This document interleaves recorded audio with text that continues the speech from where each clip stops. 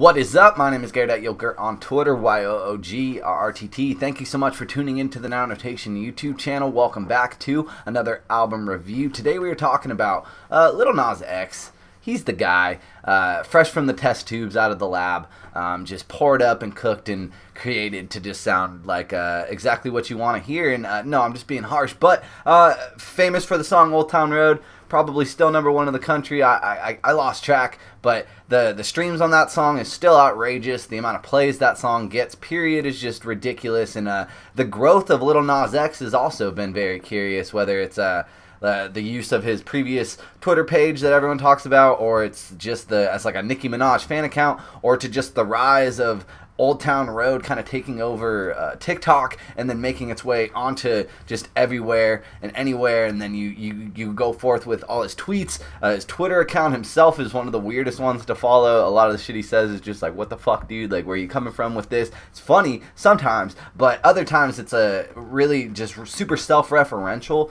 of the fact that he's a quote-unquote industry plant. And as far as being an industry plant and kind of riding with that and looking that name in the fucking face and just being like, yeah, I'm an industry plant, and saying that over and over and over, it generally probably wouldn't work for just about anybody. But somehow, whether it's his brand deal with Wrangler or just, I don't know, just again the way of just sounding so fucking commercial, but also kind of adding a different flavor to rap through Old Town Road, having this country feel. And then you move on to the headlines where Billboard was saying that he can't be on the country list because of the chart, because he doesn't actually sound country enough. And then moving forward, then you have Billy Ray Cyrus hopping on the remix to that song. So it's like, that's all in 1 year, essentially. That is all from 2019 to now. And coming out with an album while this song is still hot, but obviously it's not, I don't think, at its like peak anymore. I think it is on its way down, but just the massiveness of this song. Generally, I've seen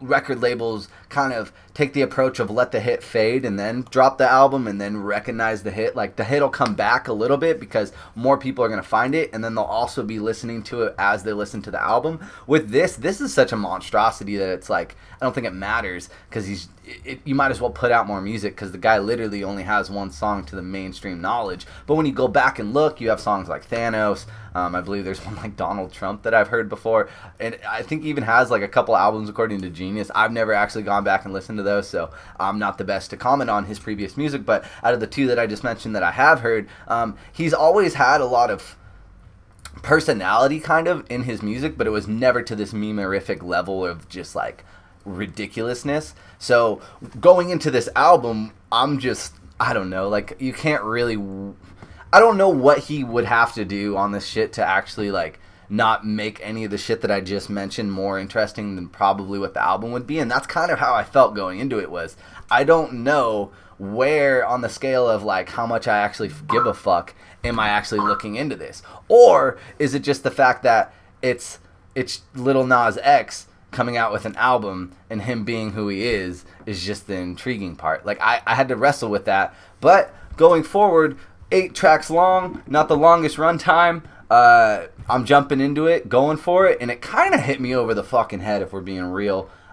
This thing is all over the place. Like, it tries to hit all these different genres. It tries to hit all these different notes. But all in all, Lil Nas X is a cool-ass performer is what I walk away with. And it is something that, if you do enjoy Old Town Road, I don't think you're not going to enjoy this album. And it's all so perfectly numbered and sounding like very perfect. Like, everything was arranged for him in this very like I don't know, like think circle way. And like, it definitely does sound manufactured. But as far as like coming out and having an album and doing it, and just, I think it's a pretty damn good showing. Let's jump into the track list real quick. Track number 1 is Old Town Road Remix featuring Billy Ray Cyrus. Track number 2 is Panini. Track number 3 is Family with a 9. That fucks me up for some reason. Parenthesis, you and me. Track number 4 is Kick It. Track number 5 is Rodeo featuring Cardi B. Track number 6 is Bring You Down. Track number 7 is Closure with a 7, parenthesis, you like. And then track number 8 is the original version of Old Town Road. If you just look at the amount of times the lyrics of Old Town Road has been viewed, it's 1.6, and then the same fucking song pretty much with like only a difference in, I don't know, probably 30 seconds is almost triple that, if not double for sure. But and then Panini just dropped a few days ago. That was the second single, and you're already looking at 109,000 views on the lyrics. And then the minute people find that Cardi B's on the album, you got 50,000 in just a day. Like, the numbers on this guy, the number of eyes that are on this guy, just to fucking be a part of the conversation. The people seem to want to be there. People seem to want to know, want to see, or at least the kids do. Like, I don't know what his demographic is, but there is that really funny meme where he's just at like a high school assembly or like an elementary school assembly, and all these kids are just singing it with him. And that in itself is beautiful because, I don't know, man, like, it's something to like try to be. I feel like in this rap game culture, there's such a game that some people have to play. That's just the nature of it. And it's almost like he just kind of got placed at the top, and then he can just chill and actually do assemblies. But if like random motherfuckers are out there doing an assembly and all those kids are singing your song, others would probably make fun of him. He's getting made fun of, but he's just embracing it because he really understands like the meme factor of this. Standout tracks for me, Panini's catchy as fuck. That's really fucking interesting to me.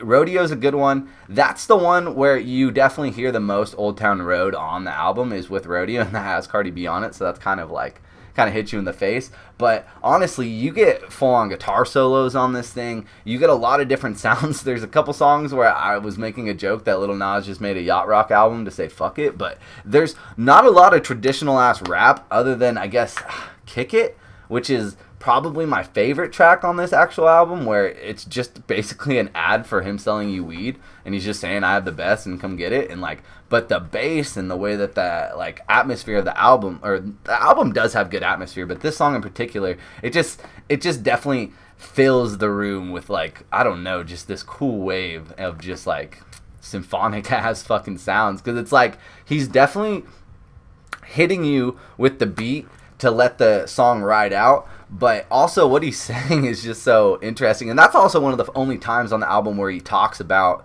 life post blowing up in a very direct way, where he's talking about like people's sisters recognizing him, and I don't know, there's just a lot of talk about like even family in a way. But as far as like going deep and actually having a conversation about anything that's real, you're not going to find this on that, or find that on this album. And you know, I don't think I really need that from a Lil Nas X album, but what you will find is a big range of different genres that are all going to be taking over the radio soon, no doubt. I feel like Family could easily be on the radio. Panini's going to be on the radio. Rodeo could be on the radio. Like, a lot of this is just 8 tracks, technically 7, that are just all radioified pretty much and just ready for the riping. And like the one with the guitar solo, I want to say it's Bring You Down. Like, that song could even just exist on a different, like, non-mainstream, like it could just end up on a rock station and no one would blink an eye. Like, he's pretty damn good at blending in with these genres, but again, it's not the most qualitative music in the world, and it's also not going to be something that I'm going to be bumping, I bet you, in a month or say. But there are going to be tracks that if anyone plays these, like, or if I hear them in a bar, like whatever the case may be on the radio, it's not going to be the worst thing to hear, and it is just fucking interesting. The real love for Lil Nas X from me is just coming from that guy's story, and that guy's just rise to fame. But that was the album 7 by Lil Nas X, debut album, coming out with I guess it's a fucking EP, I don't know. But go ahead and check that out. Let me know in the comment section below if you have checked it out. Let me know what you think. I'll be responding. Let's have a conversation about this. Follow me on Twitter at YoGarrett, YoGRRTT. Instagram as well, now notation on those 2 platforms as well. Thank you so much. Take care of yourselves, and that is all, folks.